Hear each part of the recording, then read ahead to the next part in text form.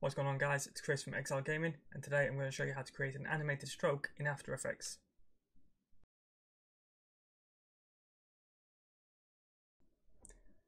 Okay, so I'm going to go ahead and create a new composition. My composition is going to be 1920 by 1080. Frames per second is 60. You can lower this if you want to, and duration is 10 seconds.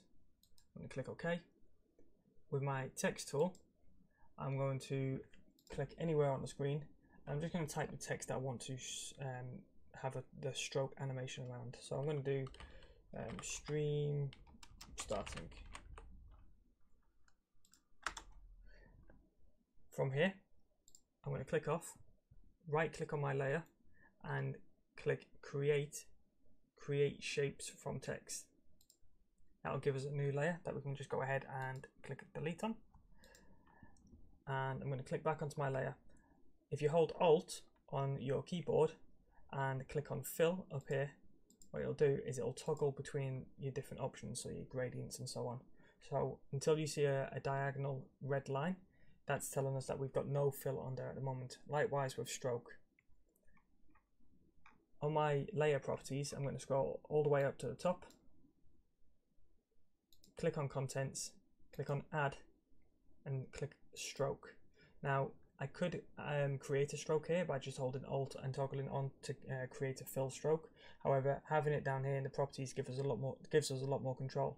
So for example, if I click on the drop down, we can now keyframe the color, the opacity, and whatnot. So we could transition between the colors or how thick the stroke is and whatnot. Whereas we wouldn't be able to the other way around. Okay, scroll back up to the top. Click on contents, click add, and I'm going to trim paths. Did we set?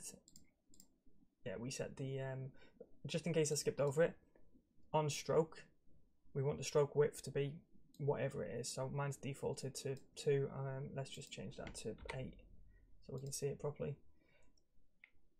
Now that we've trimmed our paths, you want to click down on the little drop down next to trim paths, which is right next to stroke. And you'll see that we've got some options here. We've got start, end, offset. The end is the one that we're interested in. So end is 100%. So right now, the stroke goes 100% round each letter because we've trimmed our paths into each letter. If I take this down and say 60% or 62%, we're now getting 62% of the stroke around each letter. So likewise, if I said 20%, we get 20% of the stroke, and if I said 99%, we should have pretty much most of our text. So I'm going to set mine to 90%, and I'm going to keyframe the very beginning. So I'm going to take my slider here, go to the very beginning, click on the clock next to offset at 0, and I'm going to go to the very end, and we're going to click the diamond here to add another keyframe. Now on the first integer, what I want to do is change this to 2. So what I'm saying here is I want 2 full rotations of the text, of the stroke going around the text. So if I click play here, we're getting quite a nice effect here.